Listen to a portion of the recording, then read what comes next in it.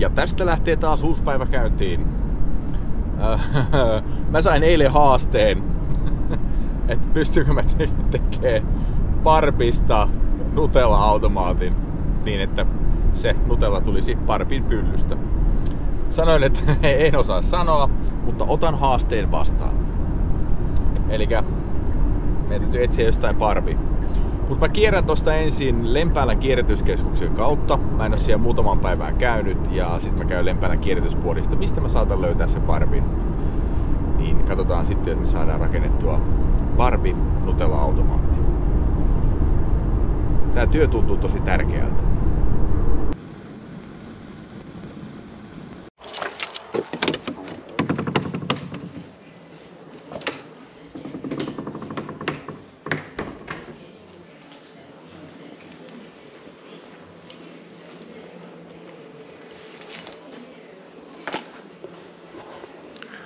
Toi olisi just semmonen, mikä voisi vaan maalta ja se menisi satasella.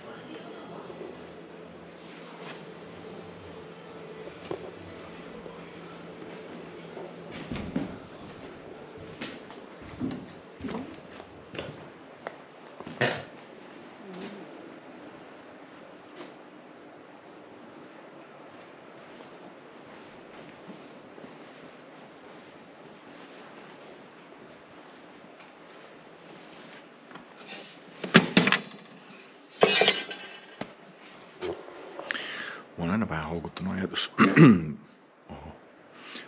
ajatus siitä, että miten jos tommosen maalaisi. Niinku tavallaan tekisi sen sellainen oikeesti siistiksi. Ja voisi olla aika veikeän näköinen.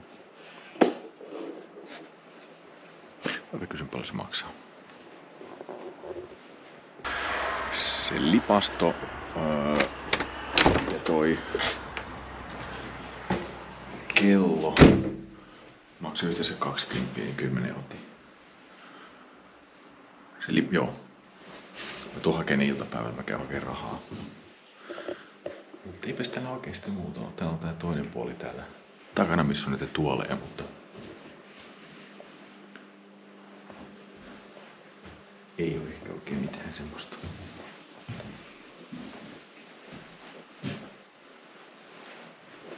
Joo.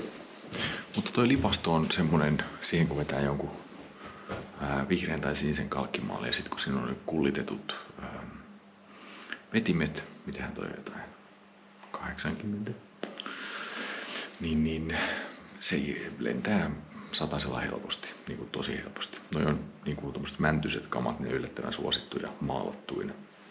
Niitä kannattaa ratsata ja niitä tosiaan saa 10 kappaleelta.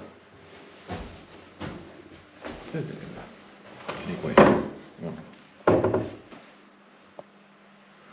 Joo, nyt pakko lähteä, niin mä ostan lisää.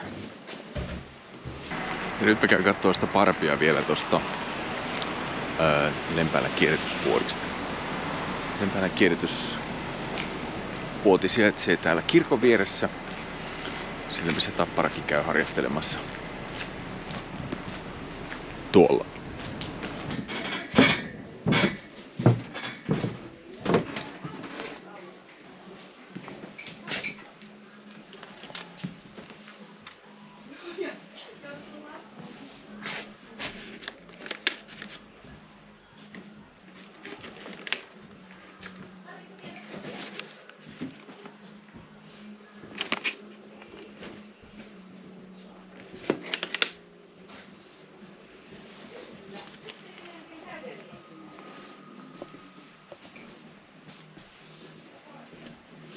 Se asuu tämmöiseen potentiaaliseen kids-työpajaan.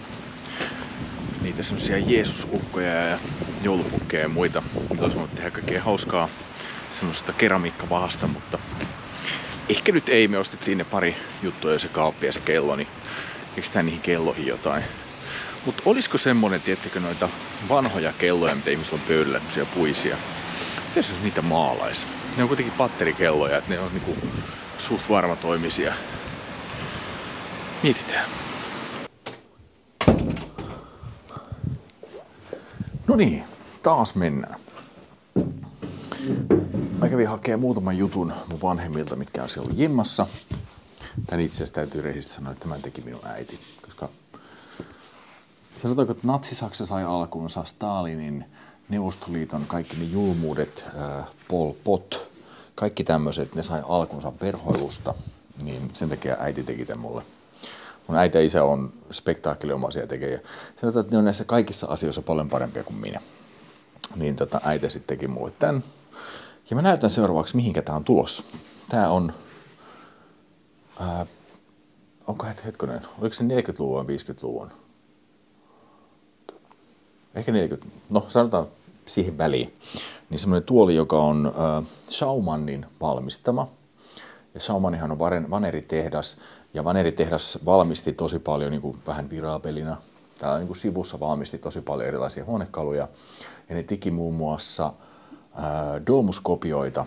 Ja tällä viikolla, jos ehditään, niin mä paljastan teille paikan, mistä saa Domus-kopioita 40 kappale. Ne ei ole niin kuin Domus-kopioita, koska ne on, niin kuin, ne on vanhoja. Sanotaan, että siinä ei ole mitään moraalisesti väärää omistaa semmoinen.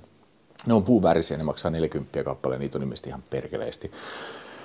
Ajattelin käydä muutaman itselleni hakeen sieltä, mutta mä paljastan sitten teille, mistä niitä löytyy. Niin ja sitten sieltä löytyy tämmönen mun mummolan tuoli. Isä oli itse asiassa touhunnut tän. Tässä on aika hauska tuommoinen sydämenmuotoinen toi. Tää on käsitelty ainoastaan sellakalla. Tää ei alun perinkään ollut missään huonossa kunnossa, mutta isä oli vetänyt siihen sellakan siihen pintaan. Niin hetki, nyt toi kamera jotenkin vaalea. Vaihdetaan se. Niin, tässä näkyy. Eli sellakka tekee tämmöisen pinnan. Ja jos tässä olisi ollut jotain kulmaa tai naarmaa tai muuta, niin sellakka peittää sen. Se vähän niin kuin sulattaa sen vanhan pinnan. Asia, mitä mä oon jankannut varmaan 600 kertaa, että hypätkää tämän sekunnin yli. Mutta tältä siis näyttää sellakka. Mutta sikäli mikäli tämä sellakka olisi tässä istuinosassa, niin kuin jalat ja tämmöiset on ihan ok, mutta jos se olisi jossain muussa osassa, niin se ei myöskään niin kuin kestä ihan perkeleellistä ruuvausta. Laitetaan tuohon taas piipu. Eli se on semmoinen, kun se on 30-luvulla lopetettu sen käyttö, jonka jälkeen tuli nitro, niin se on vähän semmoinen, se ei niin kestävä. Sitä on käytetty niin kuin iänkaikkisesti, mutta se on niin kestävä. Ja nykyään suositellaan, että jos haluaa tämän sävyn johonkin kulutettamaan osaan tai haluaa kunnostaa sen sellakalla, niin sitten sen päälle suositellaan jotain lakkaa. Se voi olla joku mikä tahansa matta. Mulla on semmoinen Frenchikin lakka, semmoinen pieni muovipullo. Mä tykkään siitä, kun se kuivuu vartissa. Sä vedät sen vaan sillä ja se kuivuu vartissa pintaan ja sitten tulee hyvä pinta. Joo, nyt mä hain tämän, niin näette mihinkä tämä tuli. Tässä se on. Werner Westin tuoli. Miettikää mikä designi oikeasti ollut tohon aikaan. Ihan mieletön. Mutta tää tulee tähän.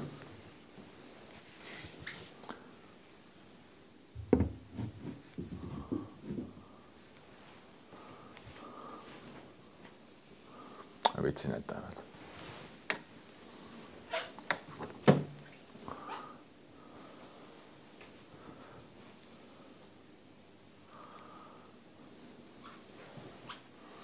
Ja tää puuosa, tuo vähän huonosti näkyy. Mutta tää puuosa, no nyt se näkyy. Niin siinä on tommonen ihan ohut kiilto päällä. Ja mä oon käsitellyt sen sillä mun oma tekemällä 2 kertaa tavallista peenistä isomman peeniksen kalustevahalla.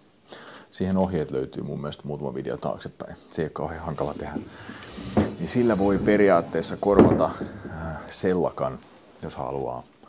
Se toimii käytännössä samalla tavalla kuin sellakka.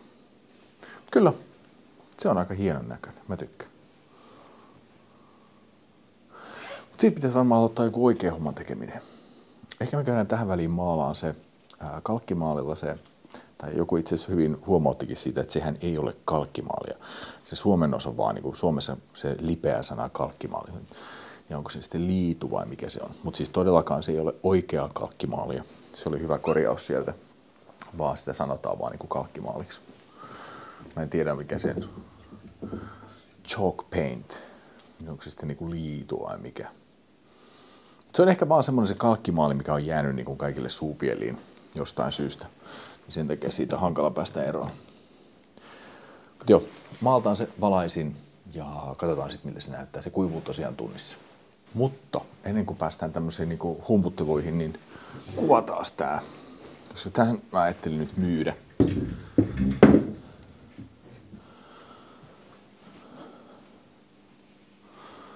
Niin. Mutta toimiiko se sitten paremmin ilman valoja ja valon kanssa?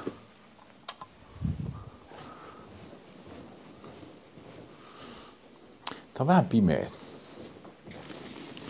Mutta mulla on mun salainen ase.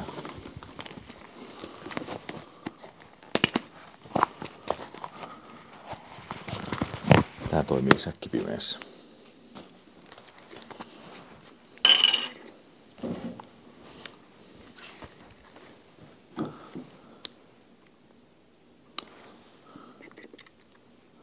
Mutta ei kuitenkaan. Laitetaan nyt joku valo. Näissä tämmöisissä tekovaloissa on vaan se ongelma, että se vie ton sävyn siitä, että miltä se niinku oikeasti näyttää. Niin. Siksi mieluummin yleensä kuvaa luonnonvalossa.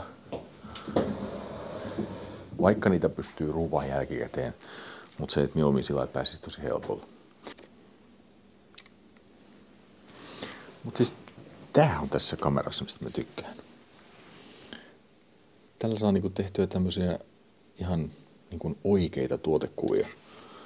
Ja siis väittäisin, että jos mä otan tuohon vertailuna siis puhelimen kameralla otetun kuvan, niin se ei yhtään saman näköinen. Kyllä, nyt sitten maalaa. Ja nyt vedetään siihen vaan toinen maali päälle ja annetaan se kuivua. Se on sillä selvä. Ei mitään ihmetystä.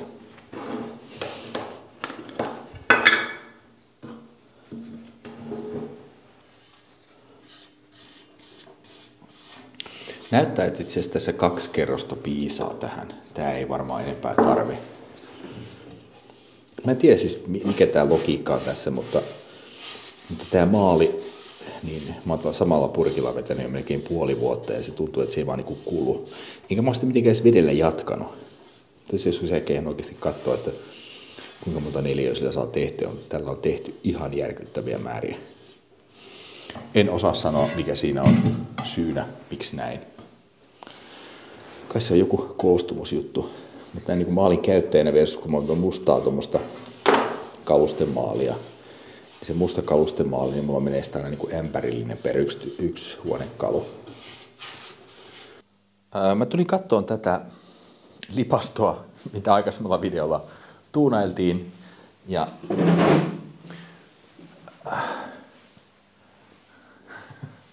nyt kävi sen, mikä tässä on ehkä herkullisinta tässä koko hommassa. Mä vedin tähän siis sen mun tinneripohjaisen oman aineen, millä mä sain suloteltua niitä lakkoja täältä alta, niin että mä sain sitä semmosen tosi sileen. Ja sitten mä vedin siihen sen mun itse tekemän taas sitten etanolipohjaisen tavaran päälle. Niin tähän muodostui tämmönen kalvo. Katsotaan.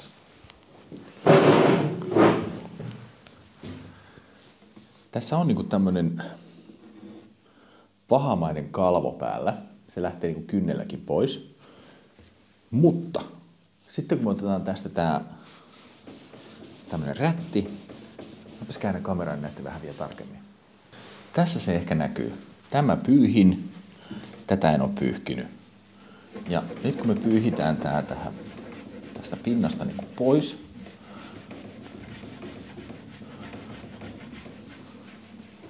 näin, niin tää pinta on kuin peili.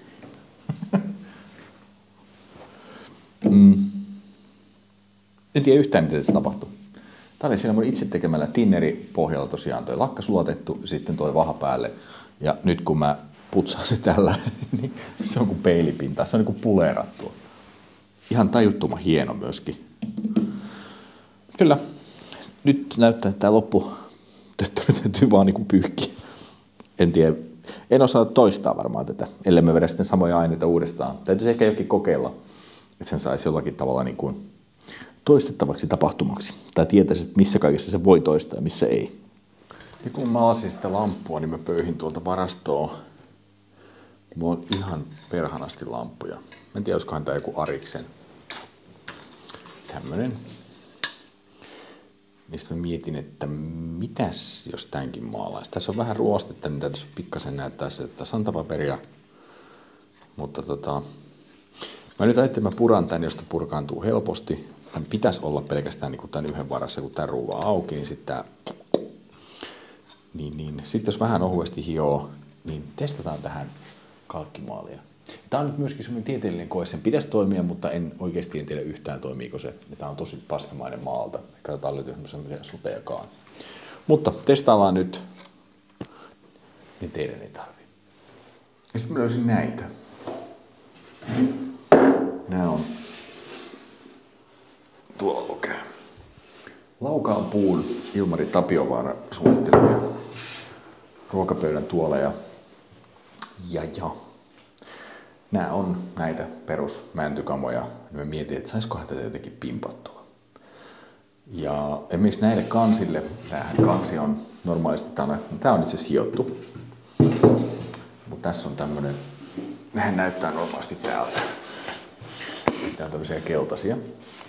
Mutta jos ton kannen hioo ja siihen laittaa niin kuin paljon vettä ja muutama tipa valkoista maalia, tai sitten kloriitilla tai jollakin muulla, mutta tämä maalitemppu on ehkä se helpoin. Laittaa maalia muutaman tipan veteen, tekee sitä tosi löysää semmoista, niin sitten kun sen pyyhkii siihen, niin mikähän se nimi on? Se on englanniksi joku whitewash tai joku tämmönen. Niin sillä sen saa vaalennettua. Tästä tulee niin vaalea tästä puusta. Ja sitten vetää siihen jonkun lakan päälle. Mä mietin, että mitä jos mä maalaisin tän ja sitten jättäisin tän niin kuin semmoiseksi vaalennetuksi. Koska eihän ne... Sanotaan, että kodit on aika harvoissa, mikä nykyään menee tämmönen mäntyinen kaluste. En otais kyllä itsekään. Mut joo, tässä on nyt useampi päällekkäin, niin ensin puretaan tää. Tää pitäisi periaatteessa ton osan lähteä sitä pyörittämällä. Tehdään tämmöistä satana rähmäkäpänä edes saa. Hylätään tää hetkeksi, palataan siihen myöhemmin.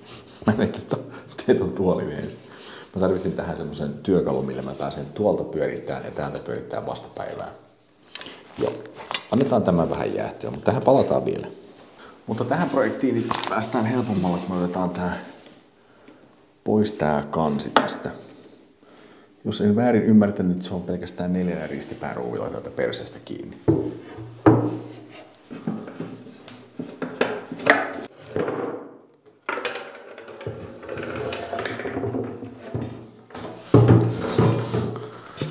Ja nyt kun tää on irrotettu, niin tää on myöskin helpompi hioa ja sitten käsitellä. Ei ole mikään mysteeri homma. On nyt kolahti, sori.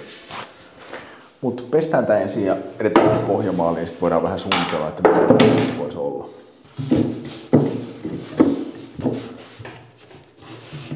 Nyt tää on hiottu ja nyt vedetään se valkaisu. Jotain valkoista maalia ja ihan tippa.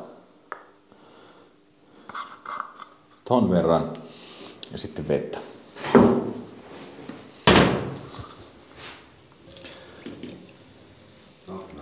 Vuoro.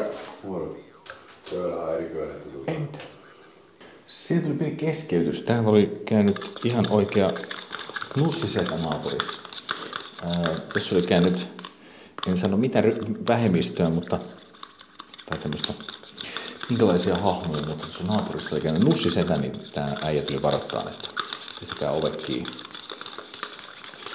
Joo, sitten on tämmöistä valkoista maidon näköistä mäskiä.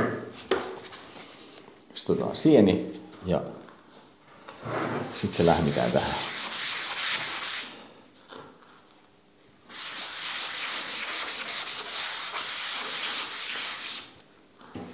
Niin kuin näkyy, niin mänty on aina semmoista, kun mäntyy vetää jotain, niin se tummenee. Mutta nyt tässä säädellään sitä, että monta kertaa se vedetään ja kuinka paljon siinä on maalia, että se muuttuu vaaleaksi. Mä lisään tähän pikkutipan vielä maalia, niin saadaan siitä pikkasen vaaleampi, ehkä 2 käsittelykerralla jo. Ja tosiaan, jos mäntyä käsittelee millään tahansa muulla, niin se yleensä aina tosiaan tummenee. Tää on melkein tämä tai sitten, jos ottaa Googlen whitewash, niin siellä on erilaisia reseptejä tähän, millä se saa vaaleannettua.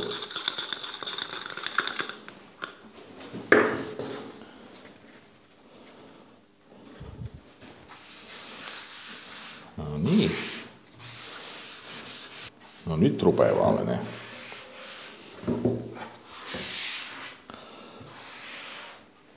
Nyt on heti jo vaaleampi.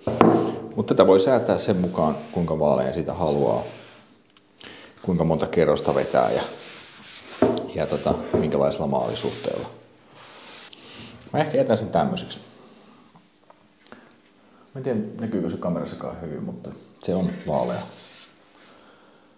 Niin sanottu whitewash. Varmasti löytyy Googlesta muitakin järkeviä ohjeita, mutta toimii hyvin tämäkin. Tää on sellainen kustannustehokas. Nyt on sitten kaikki kuivumajätetyt kuivumassa.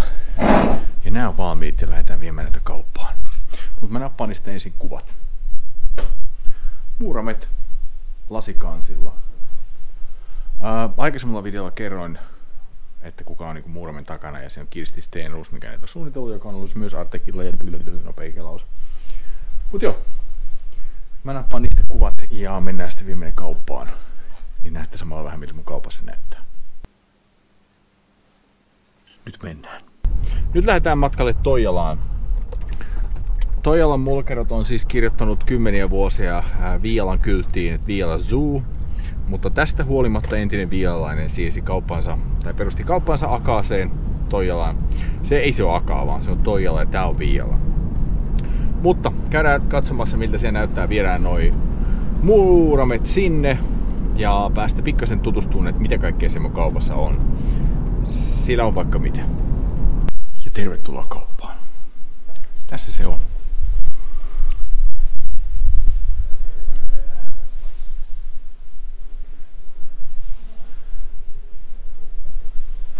Täällä on vaikka mitä rompetta. Siellä on Artekkia, vanhempaa kiltaa. Nämä on niitä Kirsti Stenroosin Artekkeja 2. Eli Kirsti Stenroos oli sun 2 vuotta Artekilla, niin se suunnitteli tämmösiä. Sitten täällä on kitschiä. Ja joku on tiputtanut. Näistä kaikista lyödään aina paskaksi noi tupakat, mikä ne on huulessa. Tämmöisiä. Siellä on vanhempia kuusysejä. Ja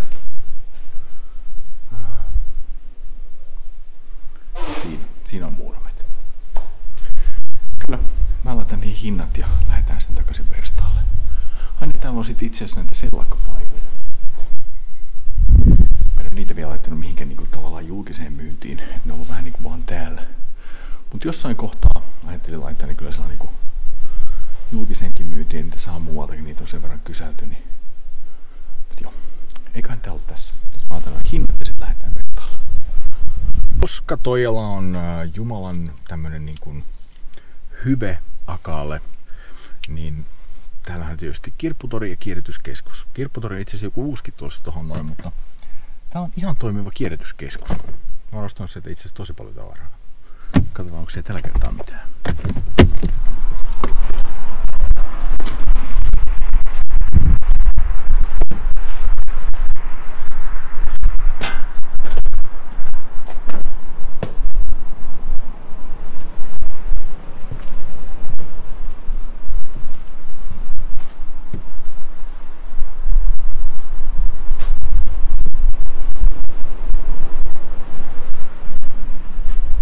Nämä on muuten niitä yksi semmosia, mitä välttäkää ostamassa, tämmösiä näitä noita.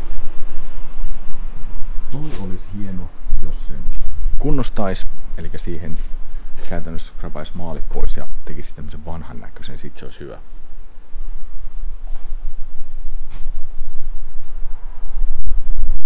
Täällä on aika paljon siivottu, ei oo kauheasti mitään.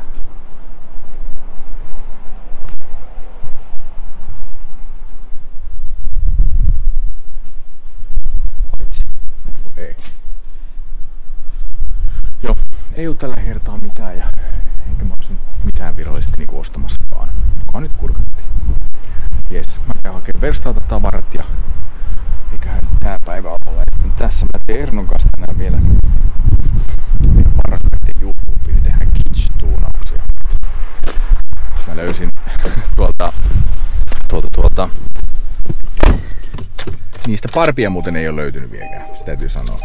Mutta siis löysin semmosen kynttilätelineen, missä näyttää, että se tonttu pitelee niinku, mikä se nyt on, slerpaa kädessään, niin sen kynttilä, jos vähän taivuttais alaviistoon, niin se suloinen tonttupoika näytteli, että se pitelisi kauheaa meisseliä kädessä, josta vähän lämmittää sitä kynttilää ja taittaa se alaviistoon. Olenko niin lapsellinen, että tekisin semmosen? Olen. Joo, kyllä me käydään se hakeen pois. Hei videoita.